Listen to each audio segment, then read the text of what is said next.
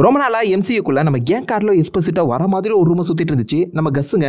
இப்போ ஃபைனலா அவரே அந்த ஆக்டரே வந்து பார்த்தீங்கன்னா வாய்ஸ் அவுட் பண்ணி நான் கண்டிப்பா எம்சியூக்குள்ள வரது உறுதி தான், கூடிய சீக்கிரம் நீங்க எதிர்பார்க்கறத விட நான் கூடிய சீக்கிரம் வந்துருவேன். அண்ட் இது வரைக்கும் யாருமே கெஸ் பண்ணாத ஒரு பயங்கரமான ரோல்ல தான் வர போறேன் அப்படிங்கிறத டீஸ் பண்ணிட்டு போயிருக்காரு. ஸோ இப்போதைக்கு கேங் கார்ல எஸ்பெசிட்டோ எம்சியூக்குள்ள வரது ஆல்மோஸ்ட் 100% கன்ஃபார்ம் ஆயிடுச்சு. என்ன ரோல்னு சொல்லி பார்த்தீங்கன்னா இப்போதைக்கு அவர் வந்து ஓப்பனா சொல்லனாலும் அவர் யாருமே இது வரைக்கும் பார்க்காத ஒரு ஒரிஜினல் ரோல்ல தான் நான் வருவேன் அப்படிங்கிறத மென்ஷன் பண்ணிட்டு போயிருக்காரு. இதை சொல்லிட்டு போன அப்புறம் ஃபேன்ஸ் வந்து பார்த்தீங்கன்னா இவர் எந்த ரோலுக்கு செட் ஆவாங்கன்னு சொல்லி அவங்க ஒரு தனி லிஸ்ட் போட ஆரம்பிச்சிட்டாங்க.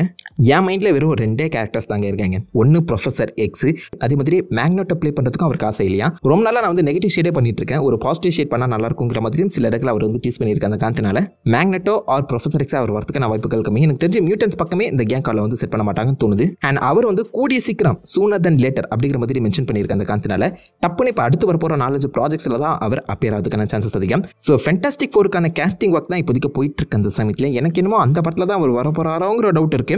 ஸோ ஃபென்டாஸ்டிக் ஃபோரில் 2 முக்கியமான கேஸ்டிங் மட்டும் இப்போதைக்கு பண்ண வச்சிருக்காங்க. ஒன்று ஆப்வியஸாக கேலக்டஸ், அந்த படத்தோட முக்கியமான வில்லனா கேலக்டஸ் தான் இருக்க போறான்னு சொல்லியிருக்காங்க. அந்த காரணத்தினால கேலக்டஸ்க்கு வாய்ஸ் ஓவர் பண்ணக்கூடிய ஒரு கேரக்டரா கேங் கார்ல வரலாம். செம்ம அமேசிங்கான வாய்ஸ் இருக்கு இவருக்கு. அது ஒரு நெகட்டிவ் ஷேடுன்னு சொல்ல முடியாது, பாசிட்டிவ் ஷேடுன்னு சொல்ல முடியாது. நம்ம கேலக்டஸுக்கு பசிக்குது, பிளானட்டை சாப்பிட்றாரு, அது அவருடைய தப்பா நீங்களே சொல்லுங்க.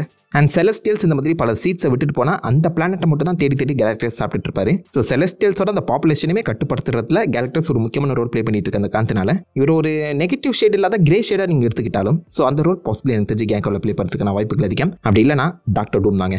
பட் கூடிய சீக்கிரம் இதை நீங்கள் பார்ப்பீங்க அப்படின்னு சொல்கிற காரணத்தினால எனக்கு என்னமோ கேலக்டர்ஸ் தான் தோணுது. வந்தால் எப்படி இருக்கும்னு சொல்லி உங்கள் தாசை கீழே காமிடுங்க.